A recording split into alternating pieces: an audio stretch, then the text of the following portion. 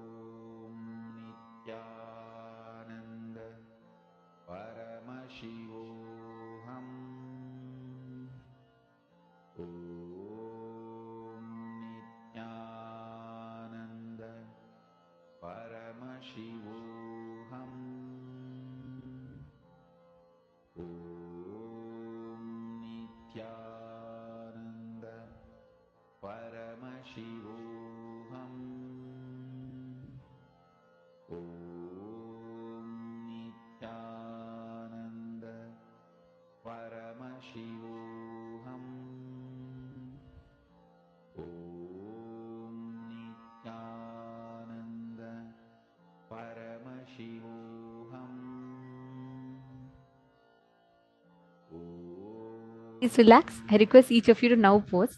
So I request each of you to describe the taste of it, the feel of it, the sound of it, the smell of And it. smell. Yes. So whatever you were able to experience through all your senses, take a moment and please post it in the chat. This time you can't guess. Do not guess. Don't try to use your logic. Just see whatever is coming, just post it. What is the feeling you're having in your mouth?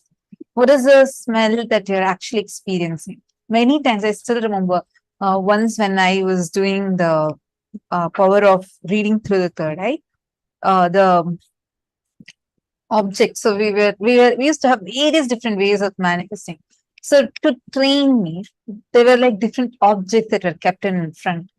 And one of the kids, so I was blindfolded, and the person who was my partner, so that kid, she was actually having a bottle. It was a black color bottle, and inside that she had actually filled buttermilk.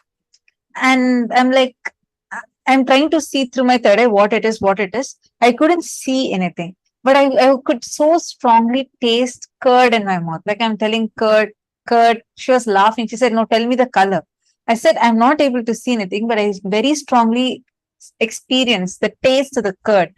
Then when I opened my eyes, it was actually a bottle which was having buttermilk inside it. So it's like we manifest through all our senses. We'll be able to actually experience it intensely. How many of you are understanding this? So you all can post what There are many interesting answer, and I am seeing whoever puts my Lita Sege, the way you are manifesting powers, you're absolutely going in the right track. Because I always see you make it a point to describe it in detail. You don't just put one word answers. I've always seen you put like a long answer. That is the right way, because you start putting whatever is coming in detail. That is a very good way of manifesting it. Actually, I'll read out I'll show the answer, then I'll read out Ma Lita Sege's answer. You will see how your third eye shows you. If you would have just put a red cabbage as one word answer, it would have not necessarily been right. But because you have described it, I'll just show you how you have manifested it. Because the answer, the question that we just projected to all of you, this image that we projected to all of you, is a microscopic view of an apple. So the whole image that we showed you all just now is a microscopic view of apple. Now, when I go back to Ma Lita Sege's message, she has put an elaborate description. So she's put it, she thinks it's a red cabbage. Red is right, it's apple. And she says it's crunchy, has a which is right, and has again, a green or sweet type of taste, which is right. It is quite hydrating. Absolutely right. Apples are known for its hydrating quality, and she's put it is very calming. It's very calming and relaxes the arteries and neurons. When raw, it has a more vibrant taste and lively aspect. When cooked, it loses its luster, which is absolutely right. We all know it, right? Apple, when cooked, becomes dull, and even its taste reduces. There is also a subtle smell of sea salt to it, which could be subjective. I'm not very sure of that. And she's put there are some parts of it, the blackish parts that are not good for the lungs. Maybe it is moldy. Okay. Now, do you see out of all your answers, how many you have precisely described apple? If you would have just made a conclusion that it's red cabbage, and if you would have put an answer red cabbage, it would have not been a manifestation completely. But because you went and took that one extra step of describing it in detail, you started manifesting it. You will actually see clearly, oh my god, every aspect of what I have seen is closely related to the apple.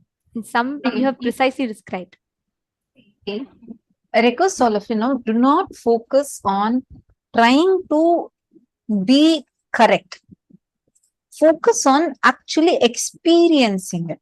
The only problem that I'm finding in many people's answers is many of you are immediately trying to guess. Okay, this looks like this. This might be its color. This might be its shape. You are not expected to get any of those answers. Right now, in this round, you're going to feel it. Now, what we're going to project, you're going to touch and say, how it feels like. What is the texture of it? What does it taste like? What does it smell like?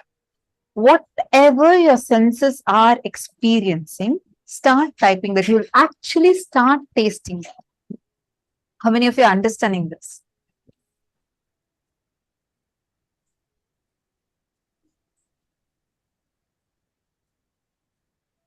Yes.